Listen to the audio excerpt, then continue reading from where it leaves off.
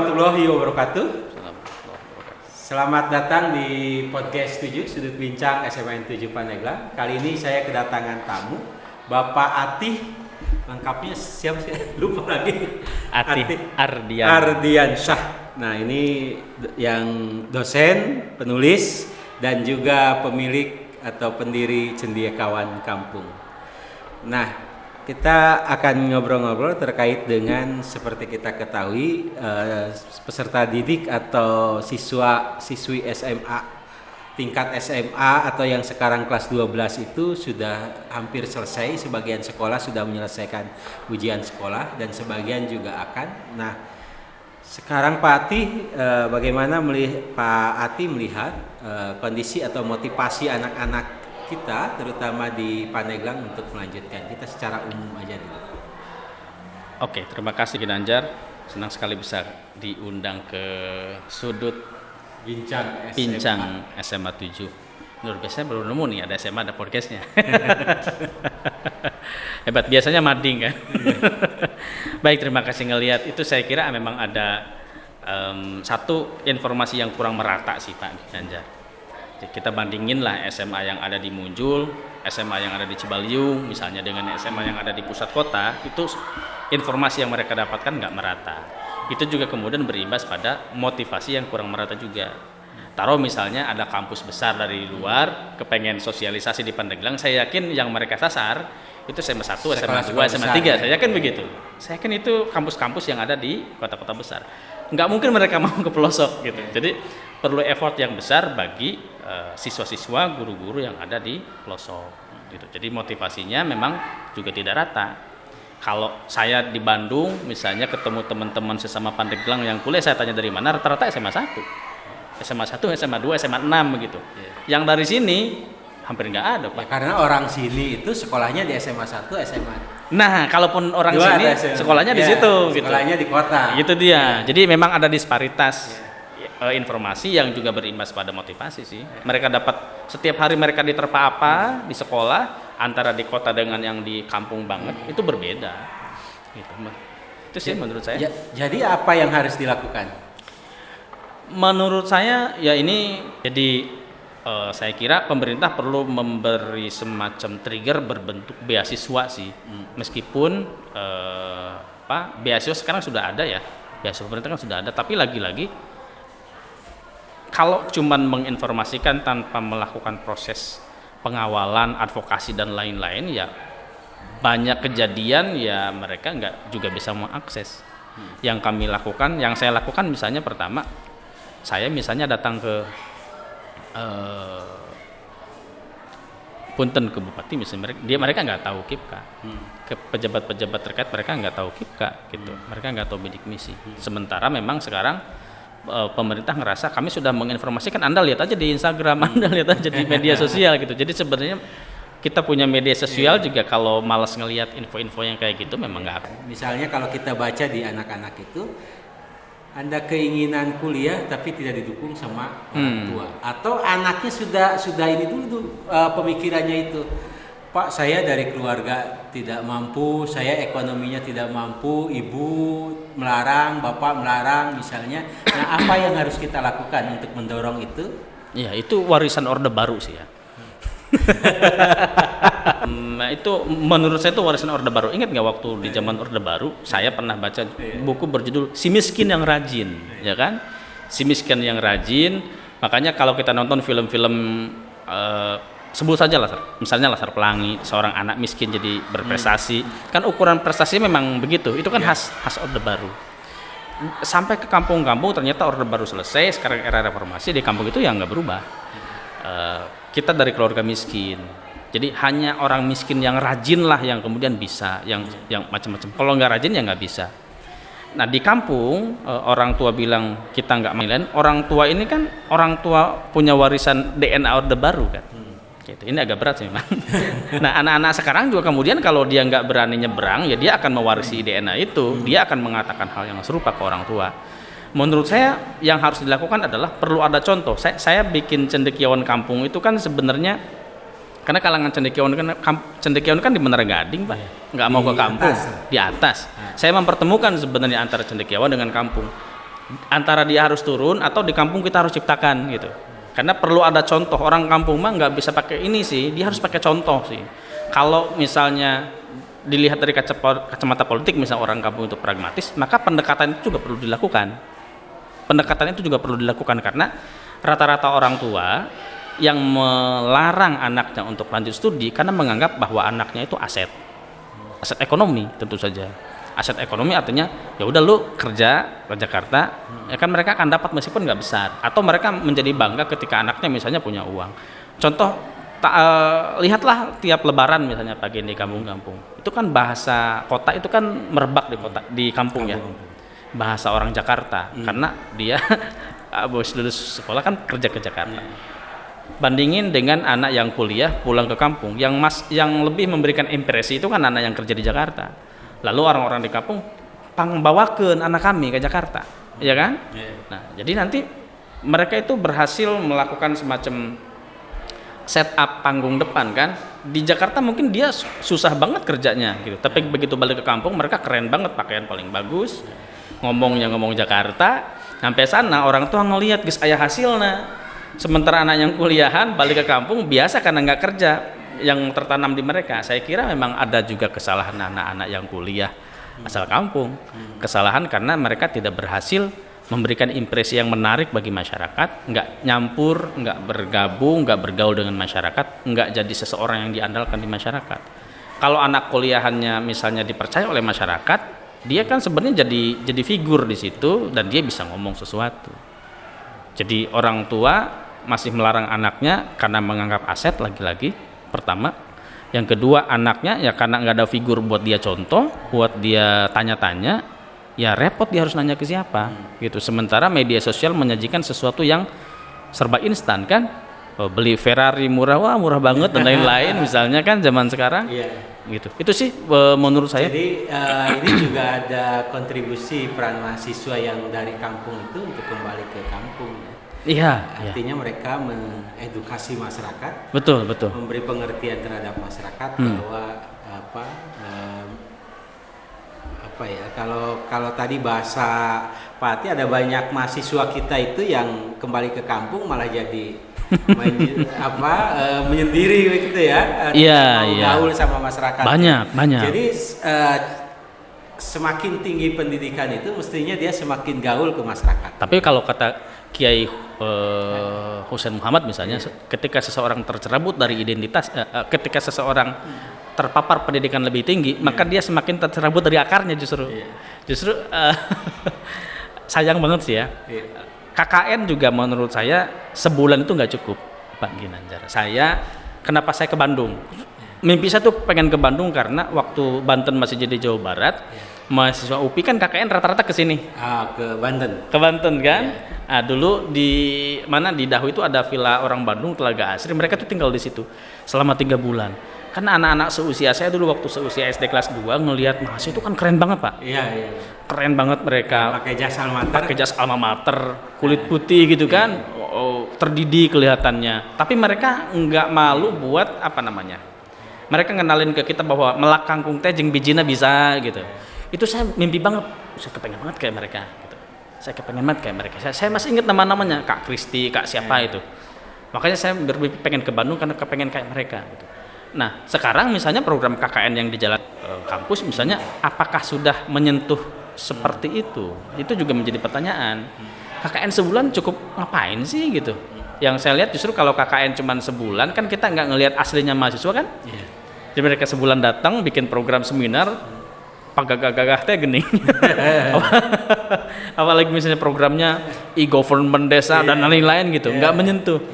Paling banter mereka misalnya ngajar misalnya dan lain-lain. Saya kira proses KKN 3 bulan di kampung, mereka dilihat, oh ternyata mereka juga biasa seperti kita, tetapi mereka punya sesuatu yang nggak kita punya. Itu menarik buat saya. Gitu. Pak Ati, dibanding dengan zaman kita kan hampir beasiswa itu agak hanya bagi orang-orang yang pintar. Atau beasiswa itu ketika kita sudah masuk kuliah baru dikasih beasiswa. Kalau sekarang kan ada begitu banyak beasiswa. Banyak. Jadi kenapa masih daerah-daerah tertentu terutama itu belum terdongkrak ya partisipasi mereka untuk kuliah? Ya, tahun 2020 misalnya atau 2019 ya, sebaran KIPK misalnya sekarang, dulu bidik misi itu kan sedikit banget gitu. Memang ada tipe beasiswa yang dulu itu kan kita kalau sekolah pun ada dua jenis beasiswa kan, beasiswa nggak mampu sama beasiswa prestasi kan. Nah di kuliah juga sama, beasiswa prestasi ya levelnya biasanya S2 ya, LPDP misalnya atau ID7 dan lain-lain kalau negeri. Sekarang KIPK itu kan justru digalakkan benih sekarang gitu. Enaknya sekarang beasiswa KIPK itu kan justru pemerintah kepengen sebanyak-banyaknya. Nggak ada lagi misalnya anak Indonesia yang nggak kuliah, dibiayain, bukan cuma biaya kuliahnya, plafonnya sih 2,5 juta kalau tidak salah ya. Per semester mereka dapat 6 sampai 7 jutaan sekarang. Kalau nggak salah per bulannya sekarang udah 1,8 juta ya. Disesuaikan dengan biaya hidup di mana kampus itu berada. Kalau kampusnya di Bandung misalnya dibandingkan dengan di Serang, tentu biaya hidupnya berbeda kan gitu. Jadi besaran uang sakunya juga berbeda gitu. Nah enak banget tuh, saya dulu dapat beasiswa nggak ada uang saku gitu. Kalau sekarang beasiswa kuliahnya ditanggung, uang sakunya ada. Pertanyaannya kenapa masih banyak di kampung-kampung terutama yang tidak mendapatkan akses itu gitu.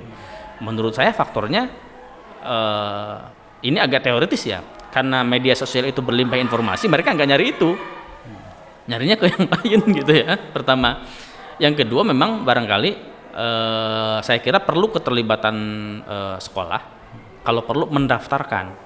Jadi di sekolah saya kira perlu dibentuk semacam satgas KIPK. Nanti kalau nggak punya kotaknya saya kasih orang KIPK nomornya, adain webinar misalnya. Saya punya nomor orang KIPK dengan cendekiawan kamu kemarin webinar, saya kasih misalnya ke Pak Ginanjar. Silakan di sini sosialisasi dengan anak-anak. Dia yang dalam tanda petik pemberi beasiswanya langsung yang ngomong gitu loh. Lalu pihak sekolah tinggal daftarin atau libatkan mahasiswa yang mendapatkan KIPK. Suruh ngomong di sini gimana cara daftarnya, kalau perlu saat itu juga dibimbing. Itu sudah juga kita lakukan sesungguhnya. Tapi lagi ketika mereka ini ada beasiswa ini Pak, kan beasiswa tidak mengcover semuanya, seakan-akan mau mengcover semuanya. Ini yang menjadi masalah. Iya. Kalau dulu saya Pak di dulu ya kita bandingin deh. Kalau dulu itu begitu anak dapat beasiswa, kebanggaannya itu kan dua. Satu, anak ini pinter. Ya kan? Pinter. Yang kedua, dia nggak mampu. Jadi pinter dan nggak mampu itu adalah dua sisi mata uang yang seksi kalau dulu. Kalau sekarang begitu kita dapat beasiswa, mikirnya beasiswa itu saya nggak ngapa-ngapain, gue dapat duit kan gitu. Kalau dulu kan saya misalnya dapat beasiswa di Bandung ya biaya kuliah doang gitu, uang makan nggak ada gitu kan, memang ada uang asrama di semester 4, tapi uang nggak ada, tapi kita kemudian dituntut untuk survive gitu. Kalau sekarang saya kira justru memang ada plus minus ya Pak. Plusnya ya mereka dipenuhin, uang makannya dipenuhin, uang tinggalnya dipenuhi, uang kuliahnya dipenuhi. Tapi di sisi yang lain ngebikin mereka nggak resilience, nggak mampu bertahan gitu. Begitu uangnya dicabut, ya mereka berhenti. Contoh kasus misalnya saya begitu menjalankan proyek pertama Cendekiawan Kampung itu ambil 12 anak Pak. 12 anak beasiswa itu dikasih uang saku selama 1 semester, mereka bertahan. Nggak gede kok, cuma 300.000 per bulan. Tapi begitu dicabut di semester berikutnya ada yang gugur. Gitu. Saya juga heran kok bisa begini ya gitu. Tapi begitu saya stop sampai sekarang yang bertahan ini masih bertahan gitu. Artinya faktor kemudahan kalau kita berikan ke mahasiswa juga bikin mereka leha-leha gitu ya. Sebagian, ini kasuistis. Tapi ada yang nggak kita kasih justru mereka bertahan. Kalau di CK kasusnya beasiswa uangnya kita konversi ke bentuk skill, ke bentuk pelatihan, gimana caranya mereka bertahan dan lain-lain. Buat saya itu lebih penting. Sekarang itu bagaimana dengan banyaknya kemudahan-kemudahan ini pemikiran siswa kita juga terbuka. Iya. Saya cerita soal anak yang berhenti itu, anak yang dapat beasiswa, rumahnya dibangun dengan biaya bangun rumah dari pemerintah. Dia dapat bansos, udah dapat semua tapi anaknya tetap berhenti. Memang ada masalah gitu. Menurut saya memperbanyak sarjana dengan kualitas lemah begitu misalnya baik di keluarga maupun si sarjananya, mau buat saya juga nggak akan terlalu signifikan ngangkat bangsa ini. Bayangin sarjananya banyak tapi mereka misalnya punya mental yang lemah, buat saya juga masalah juga. Ya, ini berarti warning bagi siswa yang akan melanjutkan pendidikan. Yang pertama sebenarnya ada kesempatan bahwa beasiswa itu begitu banyak dibanding dengan dulu. Nah, tapi juga ada bukan hanya sekedar harus jadi mahasiswa, tapi bagaimana kebermanfaatan menjadi mahasiswa itu. Mereka yang dapat beasiswa ini dilatih spirit entrepreneurnya, uang itu gimana nggak habis, nggak konsumtif. Itu sih menurut saya yang sekarang. Karena banyak banget beasiswa sekarang.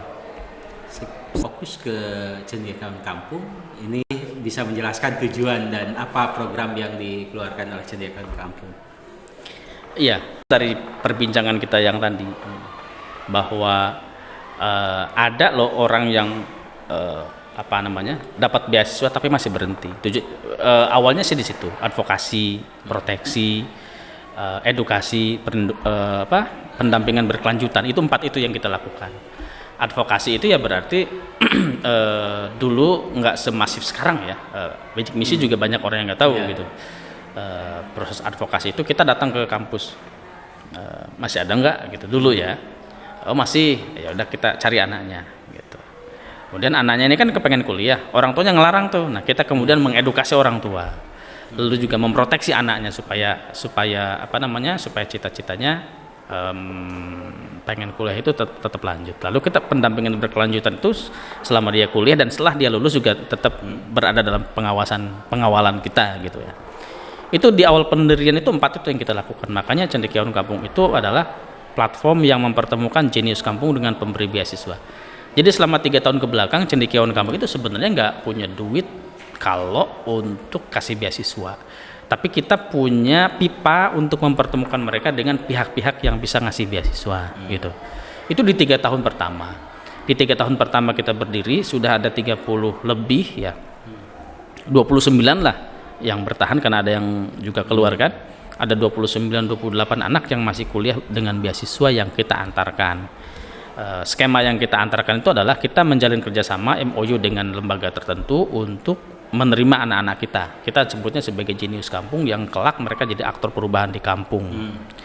Karena saya juga melihat banyak banget kampus meluluskan sarjana tapi kampung kita nggak berubah. Tanda nggak berubahnya bukan dari pembangunan infrastruktur tapi dari mental. Kan tadi kampung-kampung masih banyak orang tua yang bilang lu jangan kuliah, anak masih bilang orang tua saya melarang. Buat saya itu juga salah satu ekses dari ketidakberhasilan kampus buat saya gitu ya. Ngapain sih banyak sarjana yang lulus tapi orang kampung mikirnya masih begitu. Itu pertama. Yang kedua, orang sukses di kota itu mereka itu orang kampung gitu. Jadi orang kampung membantu sukses orang kota tapi kampungnya ketinggalan. Motivasinya di situ sehingga kita kemudian menjalin kerjasama dengan banyak lembaga supaya mereka mau menerima anak-anak yang kita pilih lewat skema wawancara pada interview by experience yang kita rancang. Makin ke sini kami juga kemudian berpikir karena beasiswa melimpah banget, udah banyak, tentu Cendekiawan Kampung harus mengubah model bisnisnya gitu.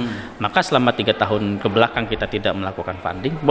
Di 3 tahun ke depan sampai 2026 lewat rapat kerja kemarin kita ditargetkan model bisnisnya diubah harus funding. Maka kita akan funding dan melakukan investasi. Jadi bikin dana abadi sebenarnya. Itu yang sedang akan kami lakukan karena para pembina kami juga kemudian ngasih kantor buat kami beraktivitas. Jadi ada kantor di Cilegon yang akan kami optimalkan. Kemudian saya juga Cendekiawan Kampung sedang bikin infrastruktur digitalnya untuk dikonversi menjadi beasiswa. Skemanya crowdfunding, jadi siapapun bisa jadi pemberi beasiswa. Jadi kita sekarang sedang menggembar-gemborkan tren dari yang tadinya pemburu beasiswa menjadi pemberi beasiswa. Yang memburu beasiswa banyak, tapi yang memberi beasiswa sedikit. Jadi kita ingin menciptakan dana abadi beasiswa yang bersumber dari masyarakat, bukan dari pemerintah. Kalau dari pemerintah ada udah banyak, tapi apakah bisa menyentuh? Kurang, maka itu perlu dibantu dengan skema beasiswa yang bersumber dari masyarakat. Jadi pemberi beasiswa itu bukan cuma pemerintah, tapi siapapun bisa. Itu sekarang model bisnis Cendekiawan Kampung seperti itu. Gitu, Pak. Terima kasih atas kedatangannya ke podcast 7 Sudut Bincang SMA N7 Pandeglang. Penonton YouTube SMA N7 Pandeglang, semoga perbincangan hari ini, semoga apa yang bisa bermanfaat. Amin. Terima kasih. Wassalamualaikum warahmatullahi wabarakatuh. Salam.